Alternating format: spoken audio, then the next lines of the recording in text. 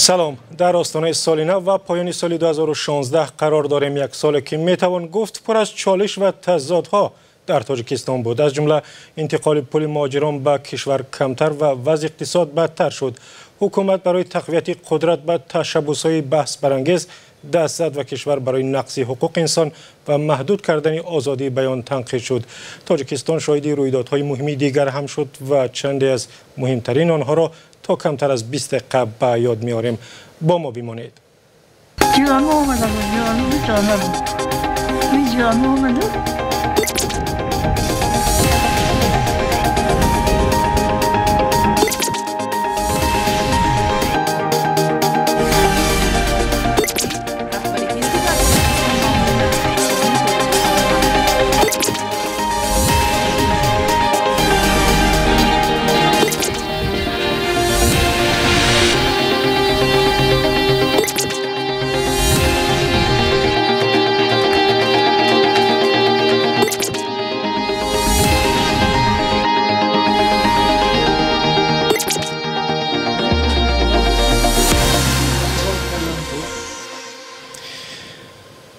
یکی از واقعه‌های مهم و بحث برانگیز که درباره‌اش زیاد گفتند رایپرسی عمومی درباره اصلاح قانون اساسی تاجیکستان بود.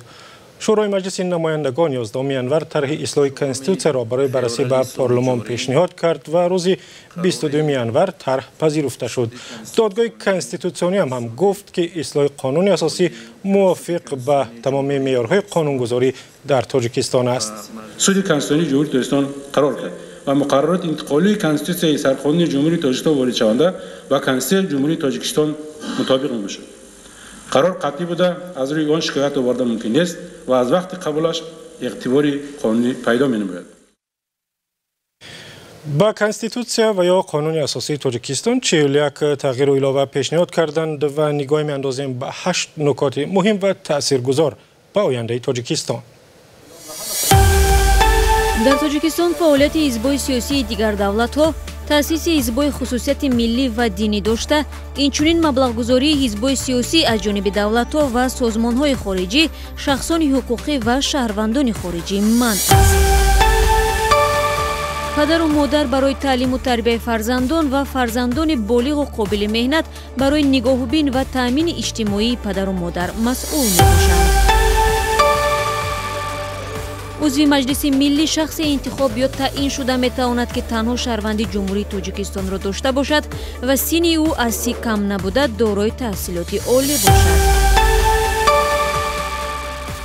عضو مجلس ملی و وکیل مجلس نمایندگان بعد انتخاب یا تعیین شدن در اجلاسیه مجلس ملی و مجلس نمایندگان به خلق تاجیکستان سوگند یاد میکنند. شخص به نامزدی پرزیدنت جمهوری تاجیکستان پیشنهاد شده میتواند که تنها شهروندی جمهوری تاجیکستان را داشته باشد، سن او از 30 کم نبوده، دارای تحصیلات عالی باشد، زبان دولتی را داند و در حدود جمهوری نه کمتر از 10 سال آخر استقامت داشته باشد. محدودیت در قسم 4 ماده 65 یعنی یک شخص به وظیفه پرزیدنت بیشتر از 2 مهلت پی در پی انتخاب شدن نمیتواند پیش بینی گردیده نسبت به اساسگذار صلح و وحدت ملی پیشوای ملت تطبیق نمیگردد. وضع حقوقی و وکالت‌های اساسگذار صلح و وحدت ملی پیشوای ملت را قانون کنستیتوسیونی معین میکند. اعضای حکومت بعدی از جانب پرزیدنت جمهوری تاجیکستان تعیین شدند و تصدیق گردیدن فرمان در جلسه یکجایی مجلس ملی و مجلس نمایندگان به پرزیدنت جمهوری تاجیکستان سوگند یاد میکنند.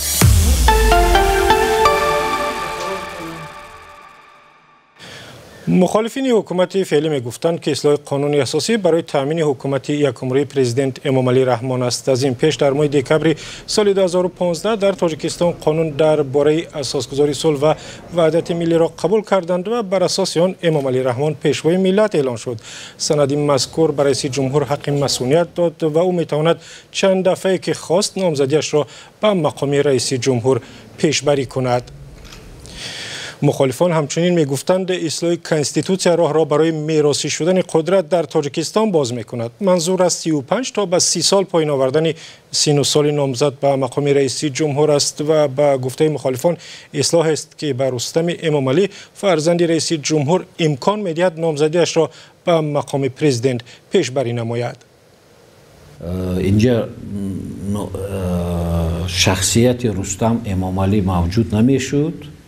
این وضعیت سیاسی امروزه یا این واقعیت امروزه به میان نمی آمد. من می گفتم که در دیگر حالت وقتی قبول کنستیتوسیون همین چیز را 35 نیست 30 میکردن، من می گفتم که این معیار دموکراسی است برای جوان ها دادن امکانیت. لیکن وقتی که ضروریت پیدا می شود و می بینند که مثال سال 2020 سین سال رستم امامعلی همگی به 32 می رسد و نه به 35. برای این مثال که سین سال نامزد را تا 30 ساله پست کردن، این علاقه یک کنیونکتور سیاسی است.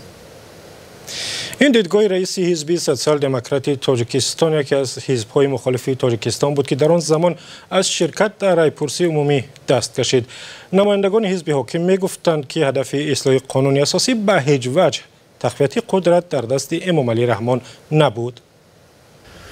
هدف رفراندوم پیش از همه تکمیل دادن کنستیتوسیون جمهوری تاجیکستان بود، نه یگان چیز دیگر. تکمیل دادن قانون ها این وسیع کردن حقوقهای شهروندان است، از جمله جوانان. و البته از تشویش بعضی از منعقدان رفراندوم من در حیرتم، چون که فرض کردیم فرزندان پرزیدنت یا سروزیر یا یگان کسی دیگر هم برابر همه ما حقوق شهروندی دارند که به این یا آن وظیفه پیشنهاد شوند و این یا آن وظیفه را اجرا نمایند. گزارشگران سازمان‌های بین المللی توصیه دادند که رایپرسی برگزار نشود چون که بدون مکالمه ضروری صورت می‌گیرد.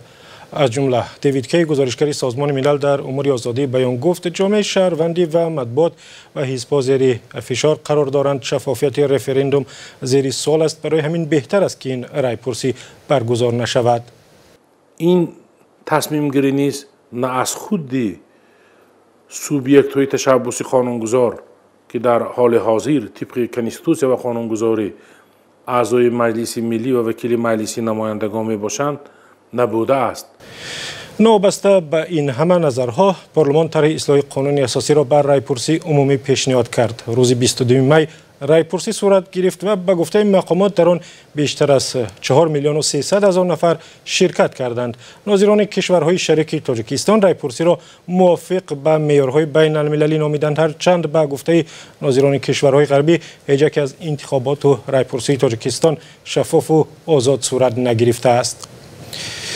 بعد اصلاح سرقانون ترغیب و تشویق ایده پیشوای ملت در تاجیکستان آغاز شد و مقامات برای ترغیب این ایده راههای گوناگون را پیش گرفتند. در ناحیه حصار رمز کتابی او را ساختند، در بدخشان یک دهه را رحمان آباد نام گذاشتند و چنین پیشنهادها در تاجیکستان زیادتر می شوند. برات یوسفی درباره همین گونه یک پیشنهاد دیگر گزارش می دهد. یک برادر افغان قطعی همصحبت شدم. در رفت صحبت از معاشم پرسان شد. به خاطری که برای همصحبتم فهمه باشه من به ارز خارجی جواب دادم که $300 امریکایی معاش میگیرم. برادر افغان گفت که $1,500 من در افغانستان جنگ زده معاش میگیرم. لیکن همین $300 تو افضل است، خوبتر است از 1,500 من سوال کردم که چی با؟ گفت که من صبحگاه میخیزم امید بازگشت ندارم، تفلکام قطعی ودا میکنم، خیر خوش میکنم. این وطن شما را بین، گفت تنجی را امانی را بین، شب میگردی روز میگردی، امی سرورتان امی پیشواتان گفت بدنداناتان بخپید، زیرا که تنجی آسایشته مملکت از سرور وابستگی دارد. این صحبت سبب شد و شریفخان کریموف پیشنهاد کرد که عکس او در 1000 سومانی تصویر شود. حتی اولین شده از طریق کامپیوتر نسخه و طرح 1000 سومانی را ساخت. زیباترین رسمی پیشوای ملت دریافت کردم در همین قصر، در پیش قصر ملت در روی همین 1000 سومانه و در قفاش برای تاریخی بدن قصر ارباب در خوجان که 3/16 شورای عالی در همینجا گذشت. جناب عالی нахустин бор аз минбар баромад карда ба сӯи мардум ман ба шумо сулҳ меоварам. ҳамин нахустин суханаш буд. барои ҳамин ман ҳамин даргоҳи қасри арбоба қасри бобаракату чӣ шуморидум ҳисоб кардам ки дар ҳамин сум ҷой кунам. намунаи қолаби ҳазорсомонии сохтаи Шарифхон Каримовро вакилони ноҳияи Шаҳринав пуштибонӣ карда барои баррасӣ ба маҷлиси намояндагон пешниҳод карданд. кам одам меёфтум ки тарафдор набошаву муқобил гап зада бошад. маҷлиси намояндагон ин пешниҳоди Шарифхонро ба Бонки Миллӣ ирсол кард, зеро салоҳияти нашри пул бар уҳдаи ин бонк аст. пули миллии сомонии 30 октябри соли 2000 ба муомилот баромадааст. дар рӯи банкнотҳои 1, 3, 5, 10, 20, 50, 100, 200 ва 500 сомонӣ аксҳои Мирзо Турсунзода, Шириншоҳ Шоҳ Темур, Садриддин Айнӣ, Мир Саид Алӣ Ҳамадонӣ, Абуалӣ ибни Сино, Бобоҷон Ғафуров, Исмоили Сомонӣ, Нусратуллоҳ Маҳсум ва Абу Абдуллоҳи Рудакӣ нашр шудааст. чунин пешниҳодҳо дар ҷомеаи тоҷикистон мухолифон ҳам дорад, чун баъзе онро тамаллуқ меноманд ва ривоҷ ёфтани шахсиятпарастӣ ки ба гуфтаи онҳо мухолифи арзишҳои демократӣ аст.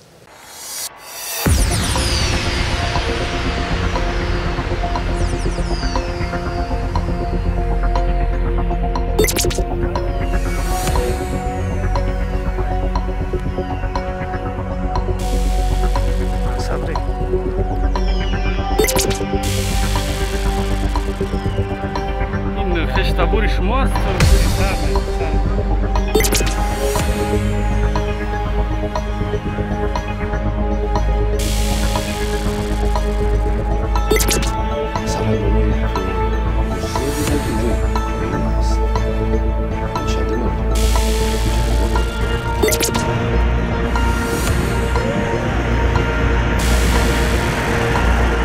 آلمان، فرانسه، اسرائیل این دولت‌های هستند که اینو میتونن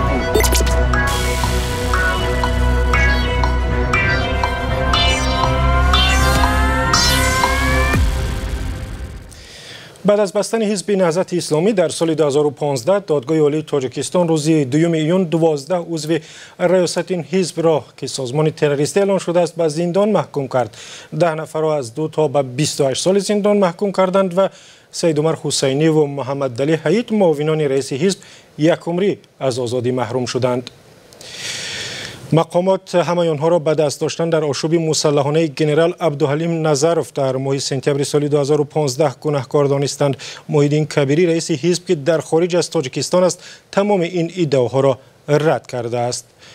روز 21 سپتامبر گروهی از طرفداران حزب در خارج از تاجیکستان در یک نشست بین المللی سازمان امنیت و همکاری اروپا درباره حقوق انسان در شهر ورشه و پایتخت لهستان مسئله نقض حقوق دیگراندیشان و به خصوص اعضای حزب نهضت و گروه 24 را برداشتند و با نمایندگان حکومت تاجیکستان وارد بحث تنده شدند.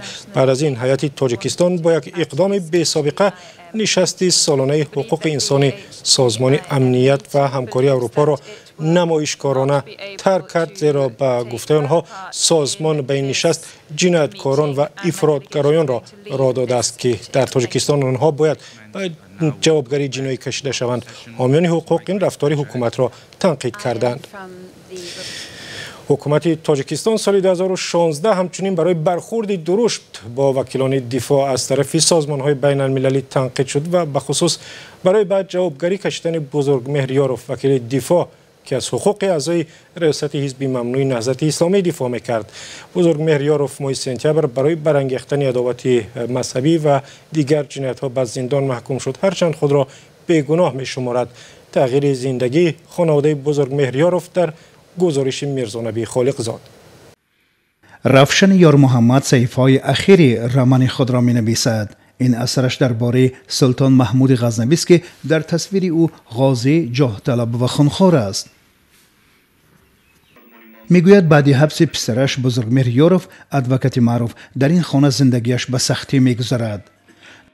دیگه فرزندای من دخترها بود، یکیش تحصیل تا آخر دوام داد، یکیش نداد. بزرگمهر این همه جانبه بود. دادگاه شهر دوشنبه بزرگمهر یاروف را با عیب قلابی برانگیختن کینه و عداوت دینی نژادی و دعوت به تغییر ساخت کنستیتوسیونی به 23 سال زندان محکوم کرد. کسی دا معقول نشد که خواستن ویش کنن. نباشد این خیلی ادوکات بود. بزرگمهر یاروف ادوکات غفار مرزایف بود. در بحث سعودی با اشتراک خویشاوندان رئیس جمهور طرف مقابل را محافظت میکرد. پرونده های پرسر و صدایی بودند.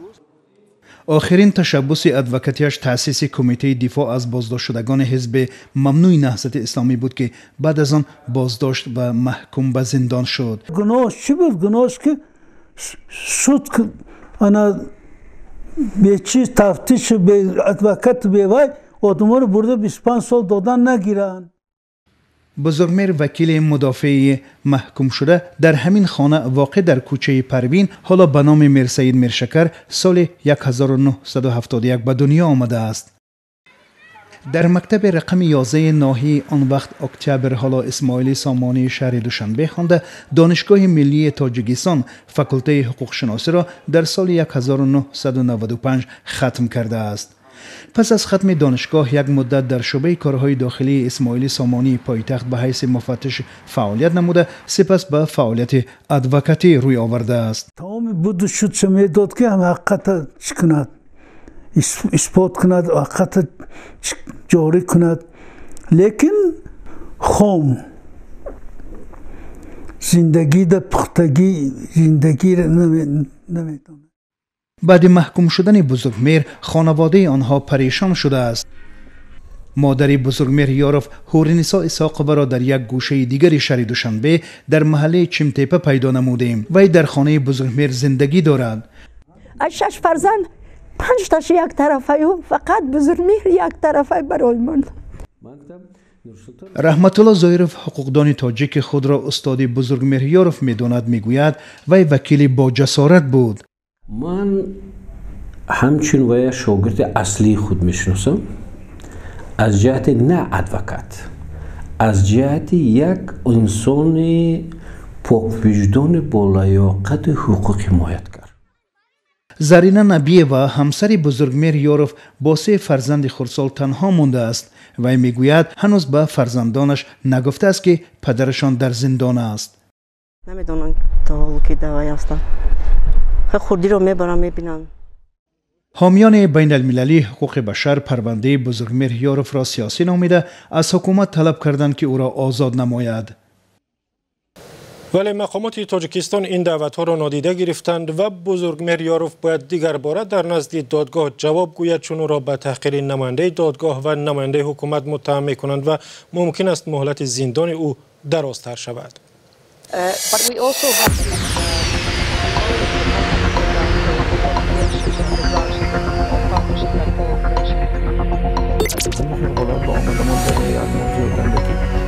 گشتن بسیار مشکل شد. من خودم گرفتم دستور شیعی گرفتم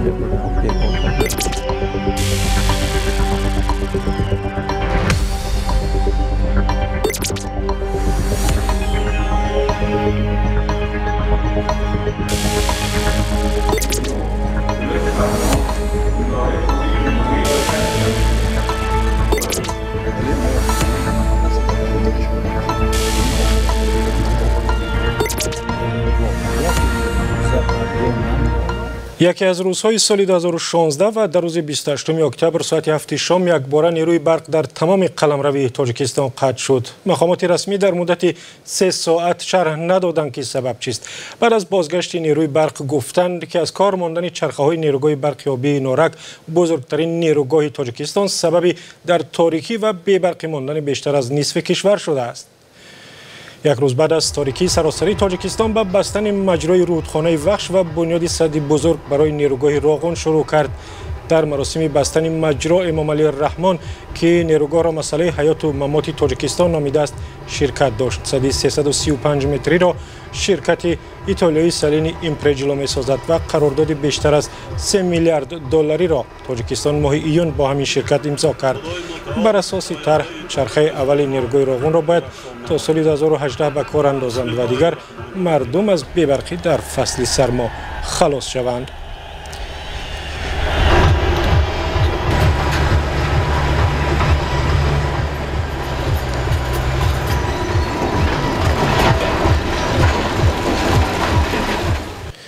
با ادامه ساختمان راغون مردم دهات نزدیک آن را نیز باید کوچ بدهند چون این دهات زیر آب میمانند و در مجموع 42,000 ساکن این منطقه ها باید برای زندگی به ناحیه یا روستاهای دیگر کوچ بندند. با وجود این همه در تاجیکستان امیدوارند که نیروگاه راغون در نهایت ساخته می شود و بخصوص آنهایی که سالهای طولانی در این نیروگاه کار کردند ولی نتوانستند در بستن مجرای وخش مهمترین کار نیروگاه شرکت کنند. عبدالله اشور به خانه یکی از این افراد رفت.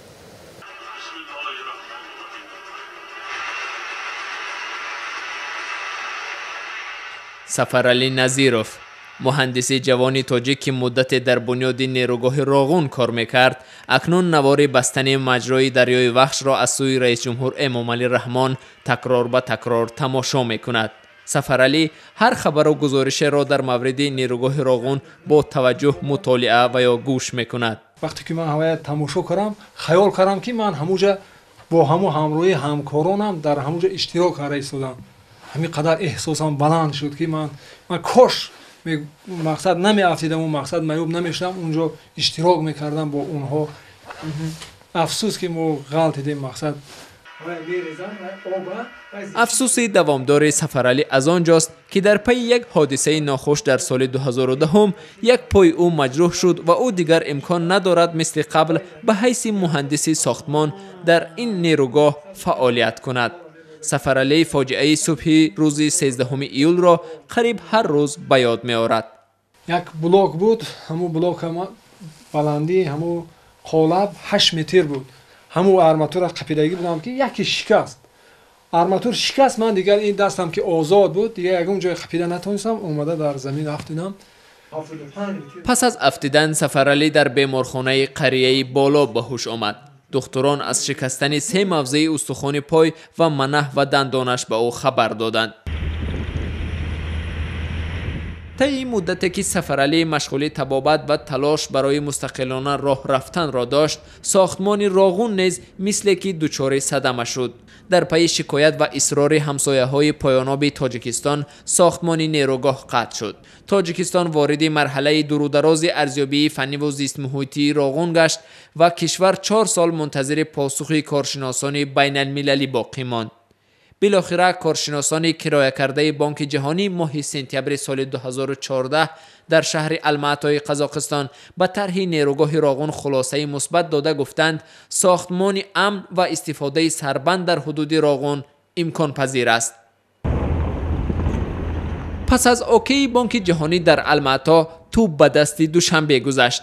تاکنون تاجیکستان برای ساختمان این نیروگاه پودرچی کول شرکت ایتالیایی سالین ایمپرجیلو را کرا کرده پس از 25 سال دوباره مجرای وخش را دیگر کرده برای بنیاد سربند زمینه گذاشت. عین زمان با گشوده شدن گره مشکل راغون یک مشکل سفرعلی نیز حل خود را پیدا کرد.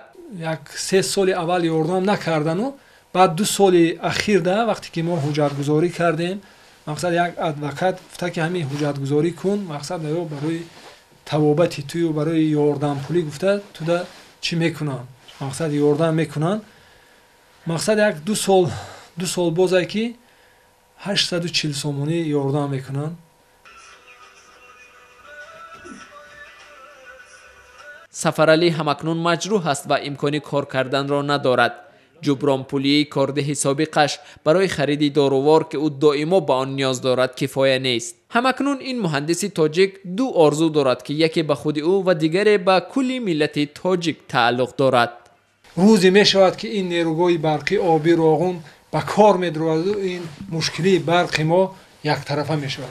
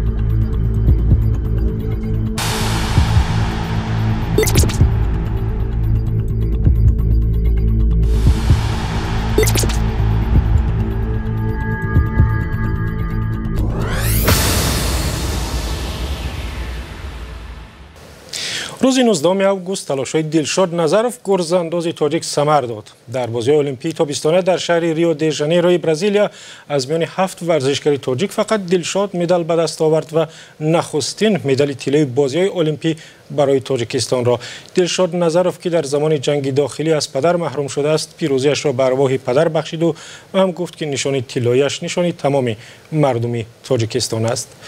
دلشاد را در تاجیکستان با شکوه و شهامتی زیاد پس از بازگشتش پیشواز گرفتند و صدها نفر در پایتخت یا با هدایت مقامات یا از صدق دل به کوچه برآمدند یا به فرودگاه برای استقبال او رفتند. بعد از پیروزی امام علی رحمان رئیس جمهوری تاجیکستان هم به دلشاد نظرف اردن شرف را تقدیم کرد.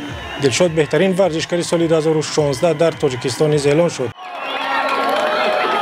چخما گفتگی بودم این غلبه همه ما همه مردم تاجیکستان. لطیف و امردین عالموف نزد دلشاد رفتند و درباره زندگیش بعد از پیروزی صحبت کردند.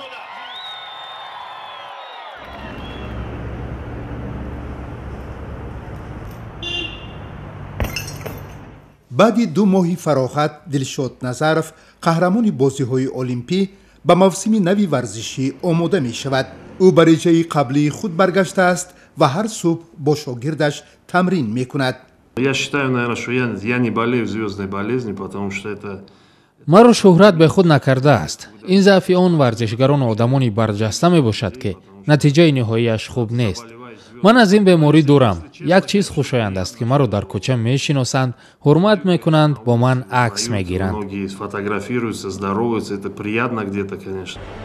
Notably Dilshod Nazarov, Tajikistan. This his 4th games. راه به قلمروی شهرت برای دلشاد هموار نبود. او در 3 المپیاد اشتراک کرد تا در 4م غالب آید. شکست گاه نومیدش میکرد، اما برای مقابلت با آن متکایی با اعتماد داشت. На тот момент من آماده بودم که از بحر ورزش گذشته یگان درآمد ایلوگی یابم، ولی مادرم اصرار کرد که من ورزش را ترک نکنم.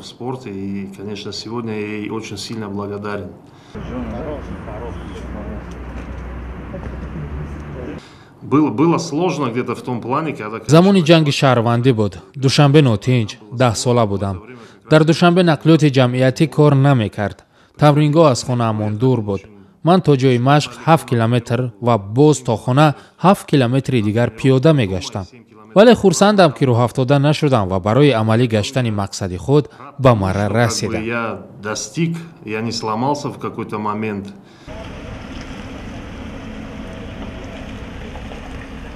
پسری بزرگی دلشاد نظرف دلیر 14 ساله با راهی پدر نرفت و به موسیقی ذوق دارد.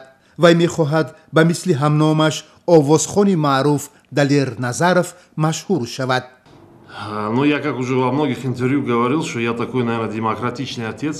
من بارها در مصاحبه با خبرنگاران گفتم که پدر دموکراتی هستم. فرزندانم را در جاده پیش گرفته‌شان در حیات دستگیری میکنم. انسان باید آن چیزی را که دوست می‌دارد به آن مشغول شود. فرزندان من موسیقی را انتخاب کردند. در گیمنازیا تحصیل میکنند. با ورزش هستند در خانه مشغول میشوند، خود را آب و تاب میدهند. من با آنها امکان انتخاب کسب را دادم. مجبور نمیکنم که با ورزش به طور حرفه‌ای مشغول شوند. ورزش به خصوص ورزش حرفه‌ای خیلی مشکل است. برای موفق شدن زحمت زیاد را طلب میکنند. من نیم سال عائله‌ام را نمیبینم. Не нагружать и не заниматься с ними профессионально.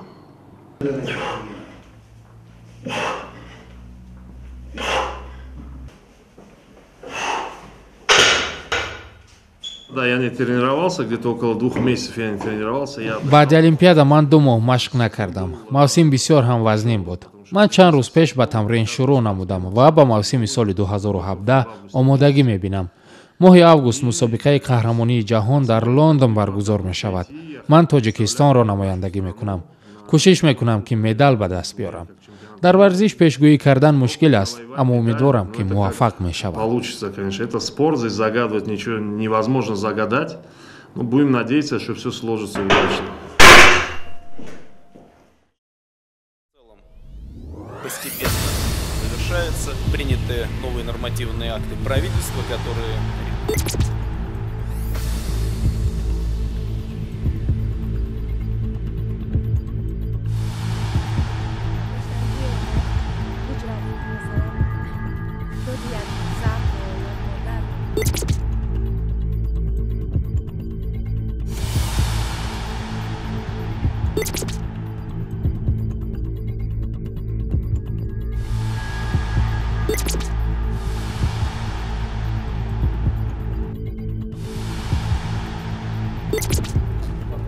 تشکیلات دیالوگ که از سال 2007 ایجانی در تاجیکستان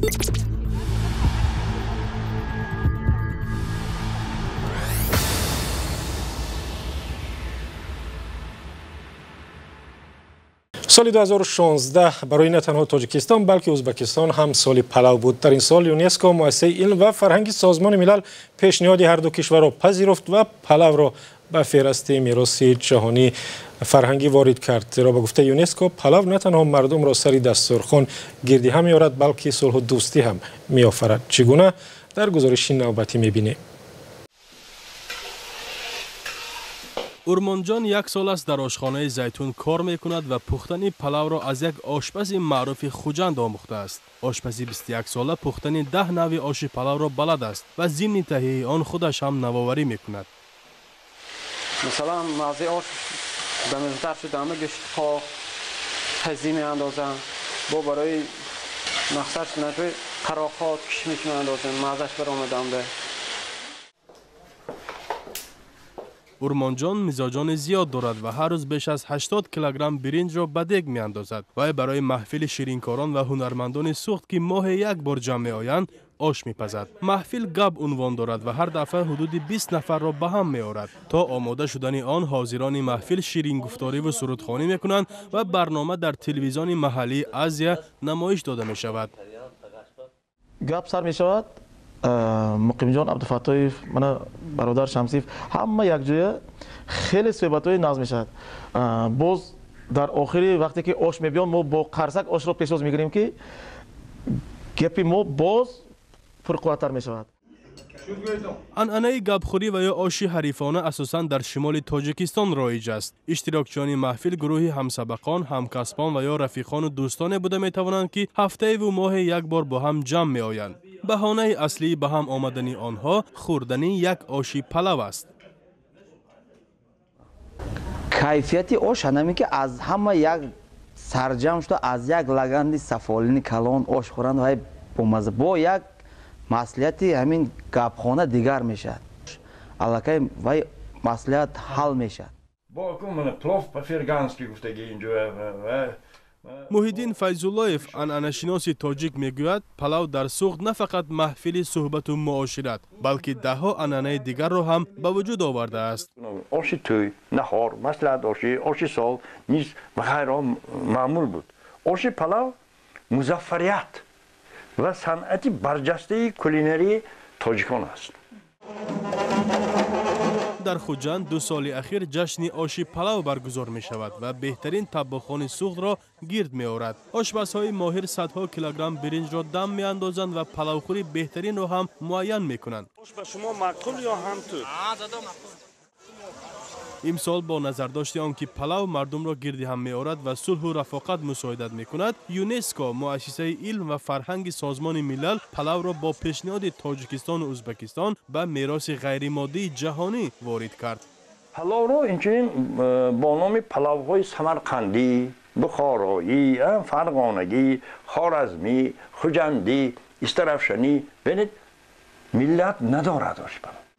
بنا به پژوهش دانشمندان اکادمی علم‌ها در تاجیکستان تا 300 نوع آش پلو موجود است ولی در سندها برای یونسکو همچون نمونه 10 نوع آش پیشنهاد شده است. ارمان جان می‌خواهد نوع پلو را از 300 تا هم بیشتر کند. و برنامه ما اینجا به پایان رسید. بگذار روی دسترخوان شما همیشه پلو باشد و سال نو میلادی همیشه خبرهای خوش بشنوید و هم ببینید. سال نوتان مبارک.